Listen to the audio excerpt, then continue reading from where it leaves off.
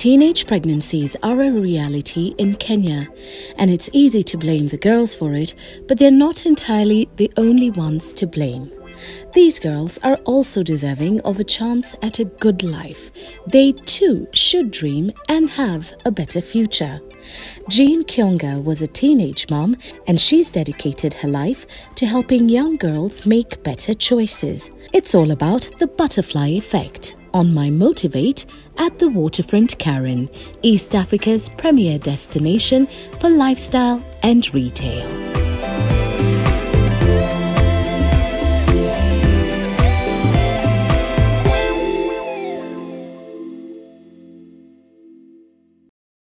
I'd just like us to dive straight into the story because it all began when you were only 18 years old. Yeah. You got pregnant. Yeah. Hey, little mama. What was that like? You know, because I'm just thinking, having to tell your parents, what was that like? It was crazy. First of all, I was in university and I didn't even know I was pregnant until I was a few months along. So to start thinking, how am I going to tell my parents, especially because I came from a very strict home, I kept thinking, oh my God, should I keep the child? Should I not? Or will I die if I get an abortion? Should I, but at the end of the day, I thought, you know what? It's not the child's fault. So I'm going to deal with whatever I have to deal with. So one day, I gathered the guts to go to my mother and tell her from very far away, whispering, oh yeah, if you I could think text then it would be yeah, good. Those days we could no not, text there was then. no texting. I mean, we had phones, but there was not so much texting. Yeah. So I whispered to her that I thought I was pregnant. Right. And she's like, think or no? Now that you mentioned it. And you expect your mom to be so angry. Yeah. That's what I expected from her. But she was so sad. And because I wasn't expecting that, it really caught me off guard. I didn't know how to react as well because she was so sad after that. Yeah. But it was very hard because now you're trying to think, I'm in school, should I stop school? Should I get a job? What am I going to do? The father is not in the picture from the very beginning. What, when you told him, he scattered completely? Yeah, completely. And I have never seen him to date. No way. Can you imagine? Did you try and look for him? Is he still alive? I did. Because I did. After the anger, yeah, I did try to look for him, but it didn't work. Right. So I guess I have that peace of knowing I've forgiven him for that, right. But I also have the peace of knowing I tried. And then I had to deal with it by myself at home because nobody was talking to me. They just started talking to me towards the end of the pregnancy, but you can imagine you go home and nobody talks to you because you're pregnant, because you've brought all this shame to the family. Right. It's not like now, even at that time, there was still this like, how have you made your parents look? You brought the name of the family down, you've embarrassed your parents. So there was so much shame. I don't remember a time I was happy when I was pregnant. I do not. I didn't have any pretty moments. I didn't take pictures. It was, I think I only spoke to God. In fact, that's where at that point, I decided to kind of like find God because that's the only way I could survive without losing it. And I had one or two very good friends who really helped me out because you can imagine you don't have money for maternity clothes, you can't ask your mother. Because every time she looks at you, you're growing bigger and bigger and your and clothes bigger. can't fit. And oh my goodness, I can't even.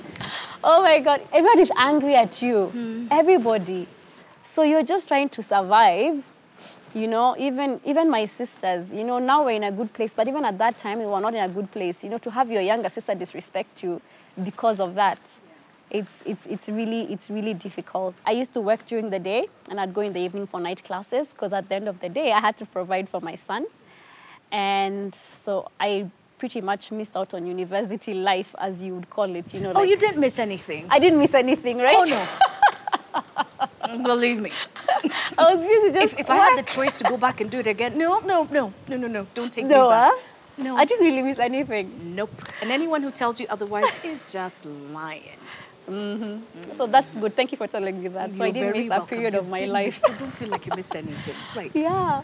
So I finished my degree finally, and I started to look for better jobs.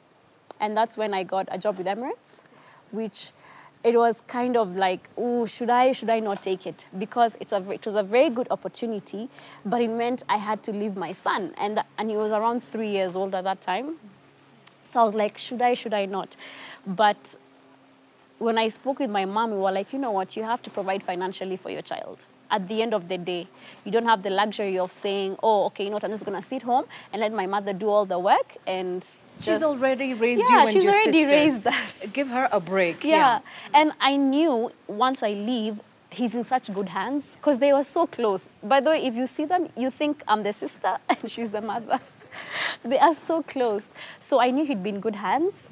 And I knew with this job, I could keep coming back quite frequently. So I took the job and I left and I went to Dubai for 9 years. Wow. Yeah. That's a long time. That's a very long time.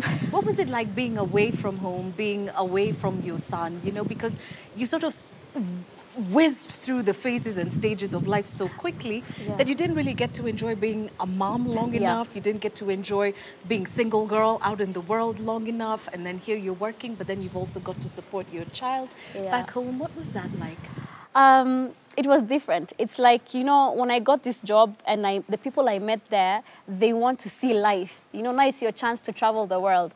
But for me, when I get my money, I'm thinking, okay, school fees. I'm thinking I have to send money home. I can't go for trips during my days off with my friends because I have to go home and see my son so he doesn't forget how I look. Exactly. And that time he can't talk on Skype, so I have to make sure I'm there. He doesn't forget me. So it was like someone would say I didn't get the full experience of being out and traveling and having a job that allows me to go around the world. But I feel I did a lot of it. I didn't have because to be by extra. the nature just of the the job nature of the itself. job at work. It meant that you have to travel anyway. Yeah. I remember my son, when I would come visit him, he'd be like, Mama, when are you getting married? And I'd be like, why? He's like, because when you get married, you'll move back home. So I'd be like, yeah, I'll move back home. So when my son heard I was getting married, he was so excited because he was finally like, yes, we're going to have a home together. I knew my husband for a very long time, so he already had a relationship with my son. But then now we became serious, and I knew I didn't want to have a long-distance marriage. And I knew when I got married, it was time for me to come back home. Yeah. So it was never a question of should I stay or should I not. It was I'm coming home to be with my son before he's too old, so I don't miss his whole life.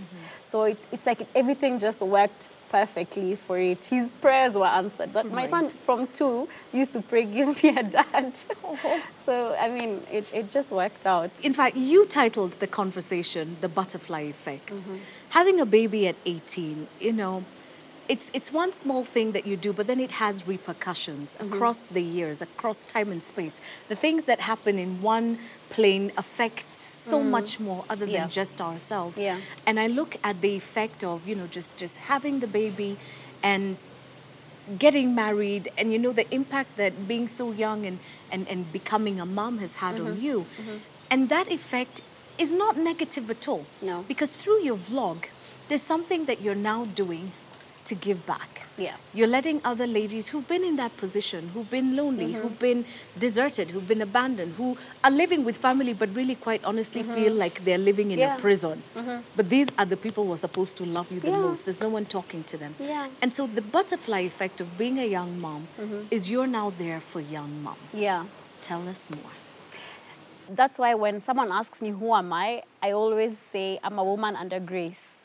Because I feel something that was meant to shame me, like God used it for good. God turned it around for good. So he has enabled me to use a story of shame and feeling judged and all the stigma and bring it out and be brave enough to talk about it and help someone else who's going through the same thing. But with her butterfly effect, my thing is not to deal with things as they're happening. It's what can I do based on what happened to me to ensure it doesn't happen? What steps am I taking to change the course of someone's life? You know, so that's the effect I'm talking about. And I feel it's best to deal with things before, which is why I'm very passionate about young girls, than to deal with things when they have happened. As a daughter, you don't do things to punish your parents. You do things thinking you're doing the right thing. You don't know, even if sometimes your parents have spent the time to advise you, tried everything they need to do, but sometimes you just have a mind of your own. Yeah. And at that age, you think you know, but you don't. You think you're making a right decision, and it turns out to be a mistake. But once it's done, it's done. You need to love that child. If my mother hadn't taken me back, I don't even know where I'd be now. You know, because when I look at where I am now, someone would have said, at that age, where would I end up? I'd be just useless. But I've done so much better than most people expected me to do. So just love your child. That's what I would say. Love your child through it. You know, a great example is Sarah Jakes. Yeah. You know, look where she was and look where she is now. Up to now. Just because something has happened now, doesn't mean that God has counted your child out. Although being a mom now, I understand from where the my other side as well. You've tried, you know, my mom really tried. Yeah, and you want your daughter to have more options than you. You want her to be able to finally say when she's ready to have the kids. Yeah, you know, at to the make right time. Exactly. You know, I keep telling my son, get children when you're married. Yeah. Because now I understand. You know, you want the best for your children. True. But I think just as a mom, we just have to realize our children are not in our hands. Our children are in God's hands. At the end of the day, pray for them and hope that they have the wisdom to do what it is the right thing. But then again, invest in your child so that if you're having an awkward moment talking to them, if it's not easy for you to open up to them, then have a place like a butterfly effect, where you know your kids are being spoken to about things you feel awkward talking to them about.